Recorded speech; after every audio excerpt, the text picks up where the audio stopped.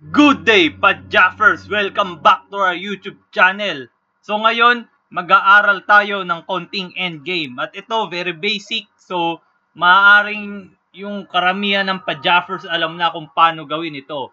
Pero itong ituturo ko ay yung easiest way para sa akin kung paano ba matiin itong King and Queen laban sa King. So, pag mahaba ang oras, sobrang dali lang nito, pero paano ba pag konting oras na lang? Yun naman na nagiging problema eh. Halimbawa, naglaro kayo sa Lichess or sa chess.com tapos walang increment, tapos meron kayong 10 seconds left, paano nyo ba mamatihin? So, itong technique na ginagamit ko, ang tawag dito, walang tawag, invento ko lang, ang tawag dito parang kabayong technique, ayan. Ilalagay mo tong queen sa square na kung saan parang chine-check mo yung king niya gamit kabayo or knight. So, dito po yan. Ayan. Dito sa D6, pwede. Dito rin sa D2. Kung sa online chess, hindi hindi efficient or hindi sensible na itira nyo sa malayo. Ayan. Pangit po yan kasi it will take a lot of time and pwede kayong ma-mouse sleep. Halimbawa, ma-mouse sleep nyo dito, baka umiyak po kayo pag na-mouse sleep nyo dito. So, dapat dito lang. Ayan. Pag sa online chess kasi, ang isa sa mga technique is, kailangan yung tira mo pa isa-isang square lang, mas mabilis ang tira mo kapag ganun, at mas konti ang mababaw sa time mo. At may chance ka para makapag-pre-move. So, after this, ayan, chine-check mo siya ng parang kabayo. So, parang kabayong technique nga ito.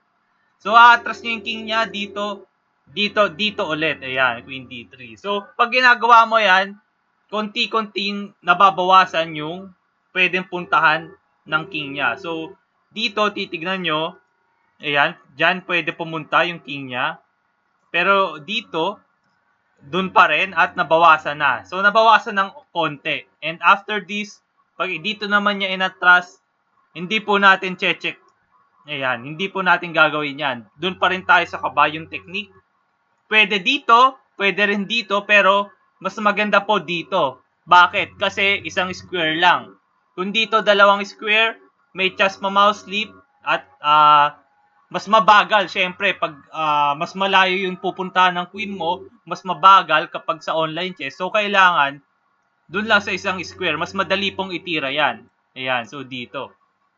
Pag pumunta dito, pwede dito, kaya lang lalaki. Mas maganda po dito. Ayan. Pag dito, lalaki yung ano niya.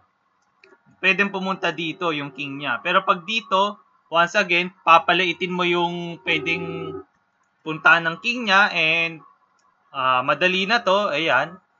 So, pag dito, dito na. Ayan. So, pa isa-isa lang. Mapapansin nyo, yung galaw ng queen natin parang king lang. Pa isa-isa. Pero, kahit pa isa-isa lang, yung space ng king niya nababawasan. Ayan. Yung pwedeng puntahan. And, once na andito na, ayan, once na andito na, syempre, pagpunta niya dyan, titigil na tayo. Kasi pag ginawa pa natin yan, stalemate ang mangyayari. So, kapag ganito na po, ayan, kapag ganito na, it's time to dadali na natin yung king doon sa F7. Ayan. Or sa F6 lang. Sa F6 lang pala, sapat na. Ayan. Pag nadala na natin yung king sa F6, ipipremove na natin yan ng sunod-sunod. And then, checkmate na po ang mangyayari.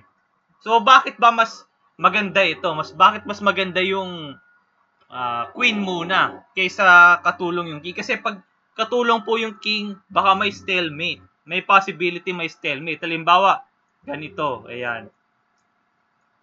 Halimbawa, ganyan. Katulong mo yung queen sa pag-corner, baka makalimutan mo, ayan, mahawakan mo to sa online chess and then dito mo kala mo, dito lang ang stalemate, mabagsak mo dito, stalemate po ang mangyayari. So, mas maganda, queen muna, kapag yung king niya, dalawa na lang ang pupuntahan, ayan, dalawa na lang, it's time to move the king para makatulong sa pagmate. Kasi hindi mo yan mamamati na mag-isa lang eh. Kailangan katulong yung king and ganun po natin magagawa yan. Yan. Yan ang best way. Kasi dito, dalawa na lang ang pupuntahan niya. Pwede mo na tong i-pre-move. Wala nang risk i-pre-move yung king dito. Ayan.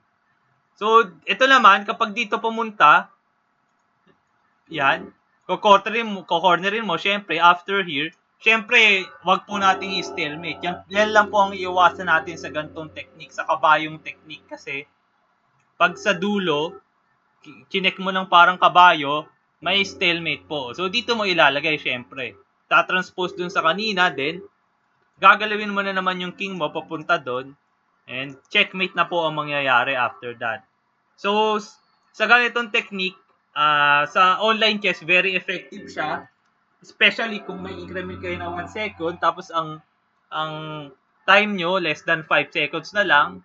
Kasi, less than 1 second lang itira yung ganyan, yung isang square lang. Hanapin mo lang kung saan mo siya maka-corner kung saan mo siya ma-check ng parang kabayo, ng parang knight. Kasi, kahit saan niya po ipupunta ito, merong square dyan na, may square po dyan na ma-check mo siya na parang knight. Halimbawa, dito. Ayan. Dito mo lang ilalagay, oh. So, 1 square lang. 1 square lang. So, pangit, okay lang naman to, kaya lang ang pangit dito, baka ma-mouse slip. Okay lang din naman to, pakabayo din yan, at maka-corner mo din yan eventually, kaya lang, ang pangit yan, baka ma-mouse slip mo. Pag sa online chess, hindi mo masabi, gusto mong ilagay doon, ma-mouse slip mo dito, baka hindi po kayo makatulog niyan kapag na-mouse slip yung ganyan. So, maganda, paisa-isa lang para walang possibility na ma-mouse slip. Although dito rin pala pwede mo ma-mouse slip, pero kung i-click mo lang, kasi pwede rin po yun sa online chess i-click mo yung queen, then i-click mo dito si square. Ayan, pwede rin yun. Ang pangit lang nun, medyo mabagal siya kasi hindi mo idadrag, pero mabagal siya kung malayo yung square. Pero kung hindi, for example, like this, isang square lang, same lang yung speed na. Same lang yung speed, i-click mo dito, sa queen mo, then i-click mo dyan. So, para sa akin, kahit hindi online chess, kahit sa over-the-board chess, ito yung easiest way para matihin yung lone king gamit yung queen. And itutulong ko lang yung king ko kapag dalawa na lang ang square na pinupunta ng king ng kalaban. Kasi pag sabay sila, may possibility baka may stalemate ko. Hindi natin masabi kasi may laro si Kasparov na stalemate niya yung ganyan. World champion na po siya noon. Pero queen and bishop naman yon laban sa king na stalemate niya. Hindi niya napansin stalemate pala. Pero blitz naman kasi yun. Pero kahit na stalemate pa rin niya, so ito, pag hindi katulog yung king sa simula, walang possibility may stalemate unless dito, ayan. Ingat lang po tayo na cornerin yan. Huwag natin sasagarin. Bigyan natin ng squares para makagalaw yung king niya. And then, mamamati natin ng sobrang dali lang. So, para sa akin, yan po ang method ko. Hopefully, natuto po kayo. And please subscribe to our YouTube channel para mag-grow pa po yung channel namin. And kung nag-enjoy and natuto kayo, please like this video. Hanggang dyan po muna tayo. Maraming salamat po mga padjaffers.